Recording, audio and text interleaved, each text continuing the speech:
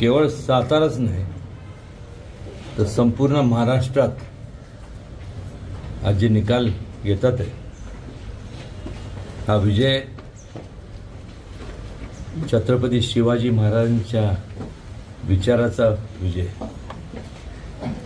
अनेक वर्षापासून ज्यांनी या संपूर्ण वेगवेगळ्या पक्षांनी काँग्रेस असेल स्वातंत्र्यानंतर या सर्व पक्षांनी संपूर्ण देशावर राज्य केले। प्रत्येक राज्यात राज्य केलं। मग शिवसेना उद्धवजींचा जो पक्ष आहे त्यांनी राज्य केलं। त्याचबरोबर